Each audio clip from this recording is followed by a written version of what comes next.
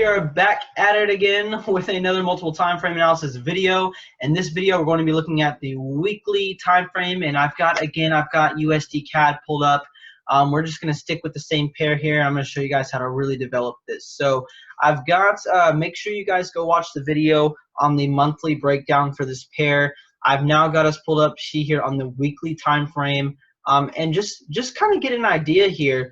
Look how much I have to zoom out for this analysis, this monthly analysis, to even start to make sense on like where this is coming from. I'm zoomed way out right now, and that's what I mean by you really only want the relevant data when you're on the monthly, because you're gonna just keep zooming in and keep zooming in, and it's going to seem more and more irrelevant as you go. So let's kind of come back in here now.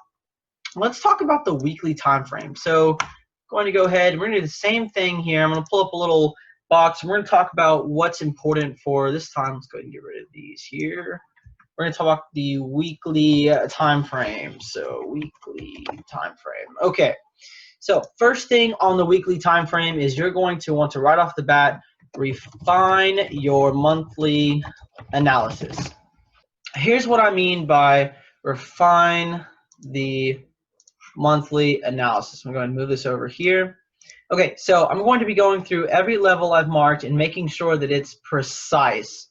So let me go ahead and zoom out here. Let's start with this top level. I'm going to zoom back. I remember it was a while back that we had interactions. Here we go. Okay, so looks like I'm barely missing this point here, which was very important for me. So I'm going to bring it a little down. Here we go, so that it touches. It's very important that this stuff is precise, because the lower you go in terms of the time frames, the bigger the gap. So okay, and then boom, there's that interaction. Okay, so I'm happy with that one now. Let's look at this one. It looks like we got this touch pretty nicely. These touches pretty nicely. This one should be good to go. Let's see. Yeah, I'm happy with this one. Let's see. Okay, let's look at this this one down here. Looks like it's missing this touch a little bit, so I might be wanting to move it up. Let's see if I can. There we go. Okay, moved it up a little bit. Let's go back. Make sure. Not even. Let's see. I'm trying to see here. It's so important that you guys get this correct. I actually like it a little lower, to be honest, based on previous data. Okay, I'm gonna leave it right here. So we get this railroad right here. We hold perfectly in this area right here. Get rid of this. I hate these things. And then we bounce perfectly right here. And you guys can see these candle bodies hold right here, and they hold right here. So I like that. And then coming into the current market, it did slightly miss it. And I'm okay with that, understanding that it's a zone, but this is how I want to have this level marked. Let's look at this trend line coming up here. Okay, looks like this wick slightly comes through, so I'm going to move it down just slightly. Get this here. Jeez, it's all the way up there. Pull it up here so that I can. Yeah, that looks better. Okay. Leave it right in this area. Let's see here. Pull it up again. Make sure that. Okay, there we go. Okay, so now all of the things that I had marked up on the monthly time frame have been refined. They're perfected. They're perfectly correct, and I'm good moving forward. So that's the first step. You want to refine your monthly analytical levels, and I'm going to keep these on here for a moment, and then we're gonna move forward. So okay, so that's step one. Now step two on the weekly time frame, you're going to add more relevant levels. Okay, so what I like to do on the weekly time frame is I will add a couple more levels. So I'm just going to put this here, and what I normally do is I'll make the line a little thinner, so that I understand if it's a weekly or monthly level when I'm coming across it.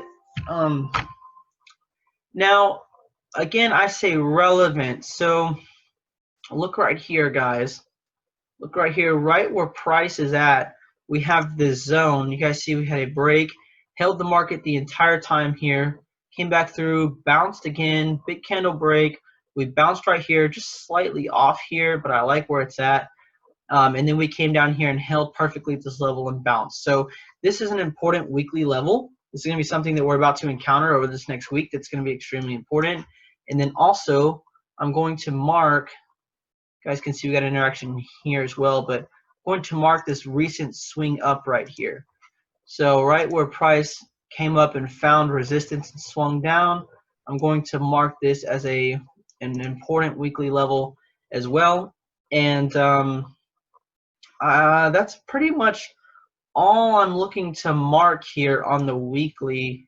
I will come back. Yeah, I'm not too worried about anything in here. I think our next major support will be this trend line on the monthly and then this monthly level here. So these are the only levels I'm going to mark. So again, I looked, our price is right here. I'm looking around price to see what I might be interacting with soon, and that's all I'm marking. So all these other levels you guys might see on here, they're not relevant. We're not going to mark them. So we add more relevant levels. If you guys can see, I don't see anything else that's too relevant here on the weekly in terms of like trend lines.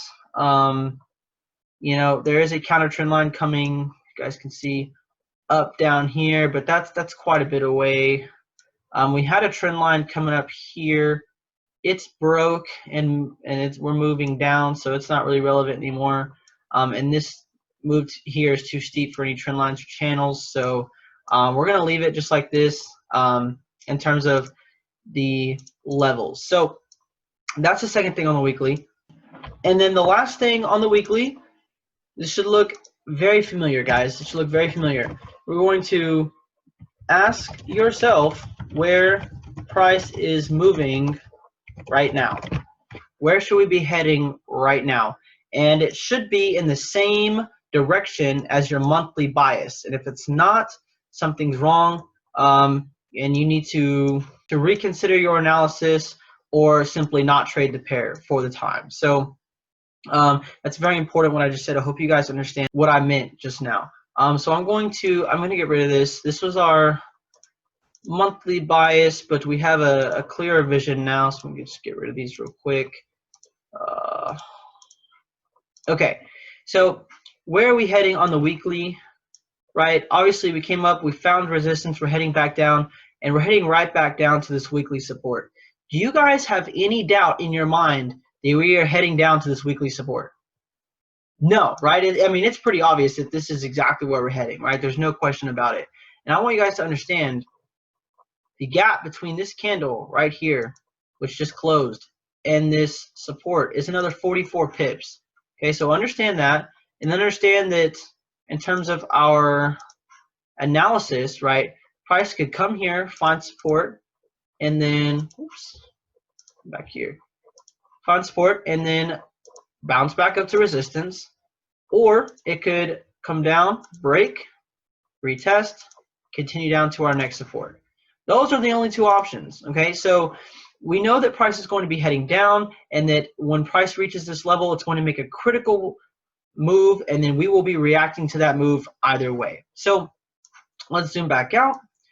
So our weekly bias is bearish, just like our monthly bias was bearish in terms of where price is heading. So we now have a refined understanding of our monthly analysis.